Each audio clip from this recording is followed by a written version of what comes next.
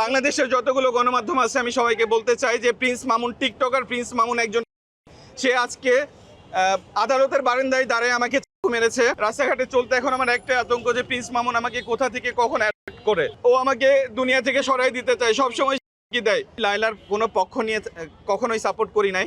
আমি যেটা লিগ্যাল আমার কাছে মনে হয়েছে যে লায়লা একজন নির্দোষ মেয়ে, লায়লার কোনো দোষ নেই। লায়লার সাথে সে 4 বছর থেকে যেভাবে টাইম করেছে, লায়লার টাকা পয়সা হাতিয়েছে, লায়লাকে করার চেষ্টা করেছে, লায়লার বাসায় যে সিন ক্রিয়েট করেছে এবং সেগুলা গণমাধ্যমে সোশ্যাল মিডিয়াতে পাবলিশ করেছে এবং লায়লাকে বিভিন্নভাবে মানসিক টর্চার করেছে, ওর সাথে হাজব্যান্ড ওয়াইফের মতো একই বাসায় থেকেছে।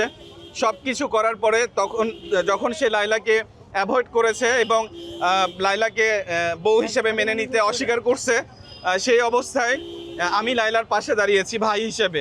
আমার অন্য কোনো ইন্টেনশন ছিল না। সোশ্যাল মিডিয়াতে সবাই জানে যে লায়লা আমার বোন, আর আমি বোনের পাশে দাঁড়িয়েছি। আমি তো কোনো অন্যায় করি নাই।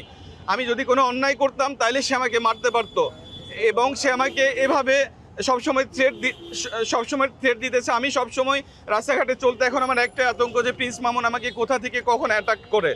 আপনারা চাইলে আমি সেই স্ক্রিনশটগুলো আপনাদেরকে দেখাইতে পারবো। তো আজকে সে কত বড়, সে প্রশাসনকে তো সম্মান করে না। এর আগে সে বলেছে যে আদালত আমার কি করবে, আদালত কি আমার বাস ছিড়বে, সেইভাবে বলেছে। এই ভিডিওগুলো আছে। তো সে প্রশাসনকে অবমাননা করে, প্রশাসনকে নেগলেন্সি করে এবং সে প্রশাসনের সামনে যে এসআই, অ্যাডভোকেট, বিভিন্ন